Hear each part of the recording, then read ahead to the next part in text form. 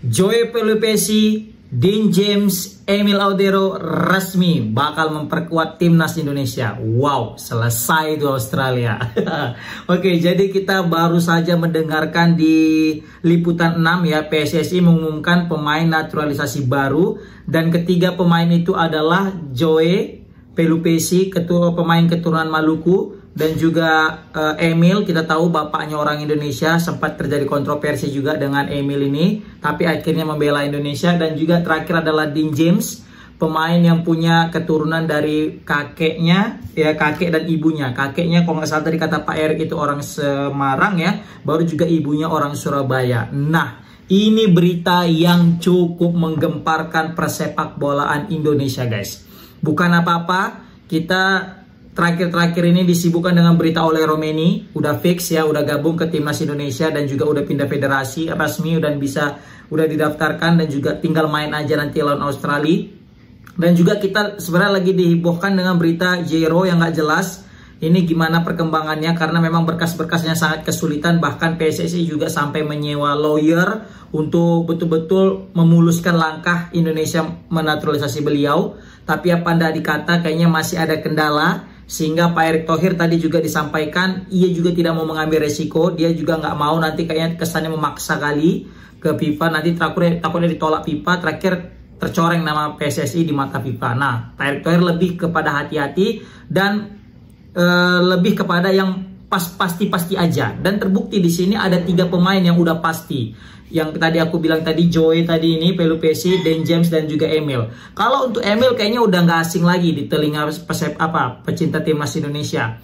Ya kan, kita udah tahu kiper satu ini kiper yang sangat berpengalaman, sudah malang melintang di klub Liga Italia, sempat bermain di Juventus, sempat juga bermain di Sampdoria, Palermo, dan juga kemarin sempat juga di Como. Kalau dari segi kualitas ini di atas rata-rata, guys. Pemain satu ini punya kualitas layaknya kiper kelas dunia, walaupun saat ini belum bisa dipanggil oleh timnas Italia, ya kan? Karena kita tahu lah kalau di Italia kiper itu sangat sulit untuk persaingannya ya, sangat ketat, sehingga kayaknya Emil tersisih, sehingga Emil tidak bisa dipakai oleh timnas Italia. Dan yang paling realistis bagi Emil adalah memperkuat timnas Indonesia. Benar sekali, karena Indonesia saat ini masih hanya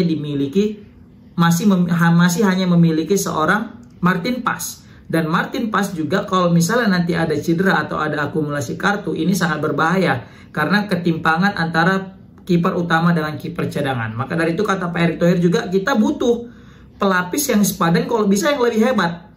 Dan terbukti Emil jauh ya, kalau misalnya kita berbicara tentang pengalaman, Emil jauh daripada Martin Paes. Bahkan dari segi transfer market kayaknya Emil masih unggul daripada seorang Martin Paes. Kalau nggak salah Emil ini aku cek tadi itu transfer marketnya sekitar 86 miliar. Kalau misalnya konversi ke euro tadi sekitaran 5 jutaan ya. Ya nggak sampai, tunggu berapa juta lah tadi. Pokoknya sekitar 86 miliar lah market transfernya. Jadi ini lumayan mahal ini untuk seorang kiper ya. Dan Emil juga baru berusia 28 tahun. Ini usia prime daripada seorang pesepak bola ya, 28 tahun, masih muda. Ya masih, apalagi untuk kiper. Kiper itu bahkan sampai umur 35 pun masih oke gitu untuk seorang kiper. Karena memang tidak terlalu butuh yang namanya lari-lari banget gitu kan, layaknya seorang gelandang atau seorang winger ya kan. Jadi ini keputusan tepat untuk Emil Audero untuk segera membela timnas Indonesia. Kalau nggak sekarang, udahlah fix nanti Emil nggak akan dipanggil lagi. Maka dari itu Pak Erick Thohir mengatakan Emil bakal bergabung ke timnas Indonesia. Berkas-berkas juga sudah diproses, katanya semua cepat ya, jelas karena memang keturunannya jelas banget, bapaknya loh orang Indonesia gitu ya kan. Nah di sini kita tahu Emil punya tinggi 1,92, ini postur yang sangat-sangat ideal untuk layaknya seorang kiper, guys. Posisinya memang pasti cuma kiper, nggak ada posisi lain ya kan, nggak bisa jadi back ya. Tapi kalau bisa mau jadi striker nanti kayak era Coach Sintayong ya kan, masukkan Elkan Bagot jadi striker, terus Emil mau jadikan striker nanti menit 90 mau free kick atau mau lemparan Arhan, mungkin bisa jadi solusi lah. Oke. Nah di sini dia tuh dari akademi Juventus, guys. Juventus muda, baru juga ke senior, dia sempat baru dipinjam ke Venezia. Ya gitulah seterusnya, sehingga akhirnya di Palermo sekarang dipinjamkan dan juga ke Como. Oke. Kita masuk ke pemain kedua. Ini adalah pemain yang juga terang-terangan dia itu mengungkapkan isi hatinya pengen bela timnas Indonesia. Dan ini pemain grade A menurut aku. Kenapa aku bisa bilang grade A? Memang kalau dari jumlah nilai transfernya paling kisaran 550k euro atau mungkin sekitaran 8M. Tapi kalau dari segi pengalaman yang dia miliki, liga yang dia mainkan, dan starter yang dia punya, ini pemain grade A guys. Memang namanya masih terdengar asing bagi sebagian pecinta sepak bola timnas. Tapi ini sempat juga udah kita bahas di beberapa konten ya, di konten sebelumnya, tentang Dean James ini salah satu pelapis yang baik untuk seorang Kelvin Verdonk. Kita tahu Kelvin Verdonk juga pemain yang luar biasa. Bersama dengan klubnya NEC itu nggak ada obat, pemain yang bahkan sampai digadang-gadang bakal direkrut sama PSV Eindhoven karena saking konsistennya Kelvin Verdonk. Jadi Kelvin Verdonk ini definisi seorang pria yang tidak bercerita tapi ujuk-ujuk udah mainnya luar biasa gitu ya kan. Jadi Kelvin Verdonk main di timnas juga jago, main di klub juga jago, maka tak diragukan lagi lah kenapa ia sering diperbincangkan di dunia sepak bola Belanda maupun Indonesia. Nah, yang jadi pertanyaan adalah kalau misalnya nanti Kelvin Verdonk cedera, nah kita tidak punya pengganti yang sepadan, apalagi yang bisa lebih hebat. Praktis kita hanya misalkan Pratama Arhan, itu kalah jauh pasti dengan Kelvin Verdonk. Kita punya Shane Patinama juga masih inkonsisten, terbukti waktu lawan China, blunder yang dia buat, ya kan, itu juga sangat berbahaya. Justin Hubner juga ya oke lah Justin Hubner, tapi Justin Hubner lebih kepada defensif dia sebagai center back. Kalaupun memang jadi full back sebelah kiri, dia itu juga masih kalah jam terbangnya kepada Dean James yang memang lebih matang. Kenapa aku bisa bilang lebih matang? Ingat, Dean James ini dia posisinya walaupun sebagai wingback, tapi dia juga aktif dalam membangun serangan. Bahkan dia sudah mencetak 1 gol dan 2 assist di musim ini dari 17 penampilan. Dan dia bermain sebagai starter. Ini yang aku bilang kenapa dia itu pemain grade A. Dia itu main di kasta tertinggi Liga Belanda, yaitu Liga Eredivisie. Udah bersama dengan klubnya itu Go Ahead Eagles. Dan dia sering jadi starter. Terbukti guys, 17 kali tampil. Ini bukan kaleng-kaleng, bukan pemain cadangan, bukan pemain yang bermain di Liga 2-nya Belanda, tapi Liga 1 dan juga starter. Dan usianya masih sangat-sangat muda. Bayangkan 24 tahun guys. Ini rekrutan terbaik menurut aku untuk timnas Indonesia guys.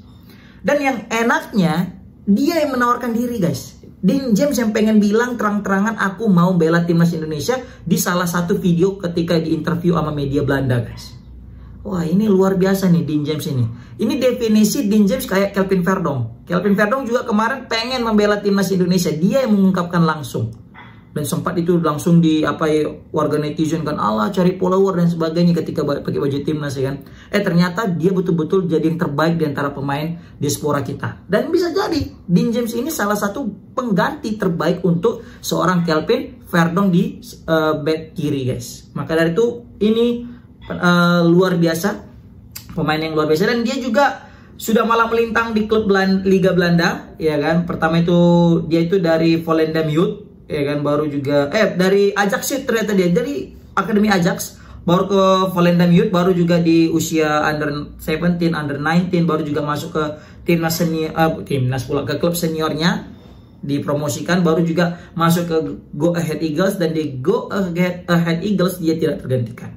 Oke, baru yang terakhir itu adalah pemain yang nggak pernah kita dengar sama sekali, tiba-tiba aja ini beritanya muncul. Memang bagi sebagian pengamat pasti udah pernah mendengar nama beliau, tapi aku pribadi kayak baru dengar nih nama ini. Namanya itu Joe Pelupesi. Dari namanya aja udah Pelupesi ini kayak marga-marga orang timur kan, kayak Ricardo Salampesi, ya kan, Reno Salampesi. Nah ini Joe Pelupesi, dan Joe Pelupesi ini adalah pemain yang sangat kita butuhkan. Kenapa aku bisa bilang pemain sangat kita butuhkan? Ingat posisi dia. Kalau kiper kita udah ada Martin Pas. Kalau back kiri kita udah punya namanya Kelvin Verdonk. Tapi kalau kita defensive midfielder, gelandang bertahan, kita nggak punya guys. Ya kan? Nathan bukan di posisi aslinya itu. Ivar bukan di situ. Tom Hai juga nggak di situ. Nah kemarin kita Jero lah salah satu opsi yang paling pas untuk mengisi daripada gelandang bertahan ini, defensive midfielder. Tapi karena Jero sangat sulit, ya kan, dalam artian banyak rintangan dan halangan yang mesti kita lalui demi memproses naturalisasi dia, Terakhir PSSI mengambil cara cepat, singkat, padat, dan tepat, yaitu dengan mendatangkan namanya Joey Pelupessy yang kebetulan dia juga punya darah Indonesianya, yaitu darah Maluku, guys. Maka ini suatu keberuntungan, ketepatan banget kita butuh ini, apalagi ketika menghadapi Australia dan Bahrain nanti, dan ini sangat-sangat luar biasa. Dia itu bermain memang sekarang kalau kita bandingkan sekarang main di klub Lommel Liga Belgia, dan itu juga di second tier ya. Berarti dia di Liga 2-nya bukan di Liga 1-nya. Kalau Orat Mangun di Dender itu dia kan di Liga 1-nya, ini di Liga 2-nya. Tapi guys, sebelumnya dia itu pengalamannya udah luar biasa. Pertama pernah main di Liga Inggris bersama dengan klubnya itu Sheffield Wednesday. Sheffield Wednesday itu di Championship Liga 2-nya. Baru juga dia udah pernah main di FC Twente, main di Liga Eredivisie. Baru juga Heracles Almelo di Eredivisie. Baru juga Groningen kemarin sebelum pindah ke Lommel, yaitu klubnya di Belgia. Dia sempat main di Groningen juga, guys. Ini mengindikasikan bahwasanya seorang Joey Pelupessy ini adalah pemain yang sangat berpengalaman. Meskipun dia masih bermain di Liga 2, meskipun sekarang bermain di Liga 2-nya Belgia, tapi dia pengalaman punya, guys. Dan ini sangat membantu untuk pemain-pemain muda kita, khususnya pemain-pemain yang dari Belanda juga, yang punya hubungan dekat dengan apa ya, bukan hubungan dekat, maksudnya punya chemistry dengan ala-ala Belanda. Jadi pas nih dia ini sebagai sosok mentor. Apalagi dia ini usianya udah 31 tahun, udah cukup tua, tidak muda, tapi ya masih matang lah, bukan matang juga ya, matang 28 ya kan. Ini kayak udah emasnya banget ya kan. Tapi ini sangat kita butuhkan, guys, karena posisinya adalah gelandang bertahan, dan dia juga bisa dijadikan center back atau center midfield ya kan. Di sini kalau dari transfer market dia itu udah pernah juga membela timnas U20 timnas Belanda, tapi under 20, 19, 18 dan 16. Paling banyak itu under 18. Dan juga di sini dia itu punya transfer market value-nya sekitaran 300k euro atau sekitar berapa itu ya? 5,6 M, guys. Luar biasa. Ini bagai berita di siang petir di siang bolong ya. Kita mendapatkan 3 pemain yang grade A, Emil, Dean James, dan Joey Pelupessy di tengah-tengah berita oleh Romene dan juga Jero. Memang luar biasa. Sekali lagi patut kita apresiasi sebesar-besarnya.